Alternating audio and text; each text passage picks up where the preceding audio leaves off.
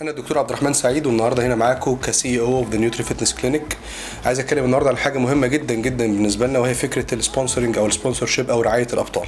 النهارده معانا بطلين مهمين جدا للخماسي الحديث ان شاء الله في مستقبل مصر في الاولمبيكس بعد كده وبطولات العالم، معتز وائل وعمر وائل. واحنا قررنا هنا في الكلينيك او شفنا مع الولاد دول ان احنا ممكن نقدم سيرفيس جديده ليهم، فكره ان انت مش لازم تكون فكره السبونسرشيب بفكره بيمنت او فلوس، لا احنا بنفكر نقدم سيرفيس للاثليت ان احنا نرعاه على مدار العقد بتاعنا او فتره الكونتراكت بيننا وبينه في كل السيرفيسز اللي ليها علاقه بالنيوتريشن، السبلمنت، البروجرامز بتاعته، ازاي يعمل ايه في البطوله بتاعته، ازاي نسبورت كمان في ناحيه الهايدريشن، ناحيه كل التفاصيل اللي تخصه بناحيه الاداء بتاعه وتحسين الاداء.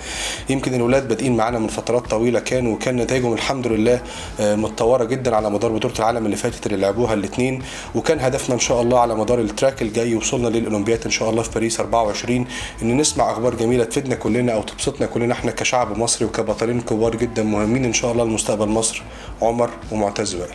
انا معتز وائل، بطل العالم في الخماسي الحديث. مبسوط النهارده ان انا هعمل عقد رعايه مع نيوتري فيتنس كلينيك، وان شاء الله تبقى خطوه كويسه جدا ونقدر نحقق ونوصل لاولمبياد 2024 بباريس ان شاء الله. انا عمر وائل، بطل مصر في الخماسي الحديث، وسعيد ان انا بمضي عقد رعايه مع نيوتري فيتنس، ودي هتبقى خطوه حلوه ان شاء الله للتاهيل لاولمبياد باريس 2024.